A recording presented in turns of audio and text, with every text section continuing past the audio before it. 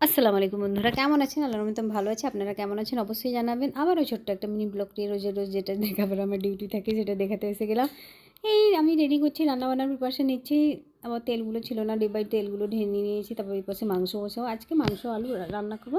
আর আমাদের সে বাড়িতে সবাইকে ইফতারের দাওয়াত দিয়েছি, মানে ইফতারের দাওয়াত আছে, আমার জায়েরা সবাই আসবে। তাই পাশে একটু পকোড়া, একটু দই বড়া আর একটু বেগুনি করবো।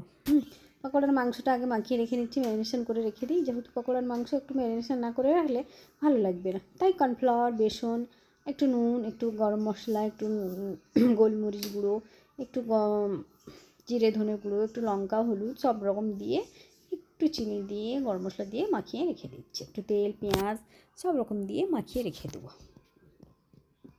যেহেতু ফ্রাই হবে, লেবুর রসটাও দিয়েছি, টমেটো সস দিয়েছি, একটু মেয়োনিজ দিয়েছি, দিয়ে মাখিয়ে রেখে দিয়েছি। কেন ওটা মাখানোর থাকতে থাকতে মাংসটাও আমার রান্না হয়ে যাবে। তারপর ওটা তেলেতে ফ্রাই করব, ব্যাস, আর কিছু কাজ নয়। এবার সে দই বড়া করবো বলে ডালটা কাল থেকে ভিজিয়ে পিষিয়ে রেখেছি। তারপর দই বড়ার ডালটাকে একটু ফেটে নিচ্ছি। কেন দই বড়া যত মানে ডাল ফাটবে তত ভালো দই বড়ার, মানে ফুলে ফুলে একদম নরম সফট হলে তখন তো দই বড়া হবে। এবার সে ঠান্ডা জল, একটু জলের সঙ্গে একটু বরফ দিয়ে রেখেছি, দই বড়াগুলো ভেজে নিচ্ছি, ভেজে ঠান্ডা জলে ডুবিয়ে দেবো। তাহলে কি হয়, জলটা টানলো না, আর দইটাও টানবে না। কেন এতে টানার জিনিস। তারপর মাংসটা পাশে কষিয়ে নিচ্ছি, তারপরে পাশে পকোড়ার মাংসটাও এনে নিয়েছি। পকোড়ার মাংসটা ভেজে নিয়ে একে একে করে, কেন অনেকটা সময় যাবে, অনেকটাই মাংস, যেহেতু আজকে 15-20 জনের মতো ইফতার করবে সবাই। তাই পকোড়াগুলো এক এক করে ভেজে নিলে একদম ফ্রাই করে নিচ্ছি, শুধু মাইক্রোওভেনে গরম করে দিয়ে দেবো। কেন আবার ঝামেলা হবে, হবে, তাই জন্য একদম করে নিচ্ছি। লস্যিটাও করে রেখে দিচ্ছি, ফ্রিজে যেহেতু থাকবে। তাই আমি আমার ছেলে ঠান্ডা লস্যি খাবো না, তাই আমাদের গরম দই বার করে রেখেছিলাম, সেটা লস্যি করে আলাদা করে রেখে দিয়েছি।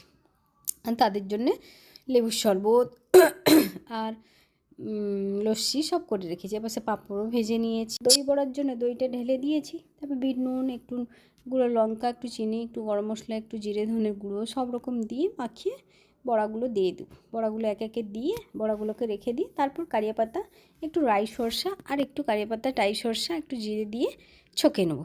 ছকার পর তারপর একটু একটু উপর শাক, একটু পানা ঝুরি আর একটু বেদানা, একটু টমেটো সস দিয়ে ব্যাস দই বড়াটা করে ফ্রিজে রেখে দিয়েছে। এবার সে মাংসটাও রান্না গেছে, আর খুব থাকান লাগছে, তাই একটু বসে গিয়েছে।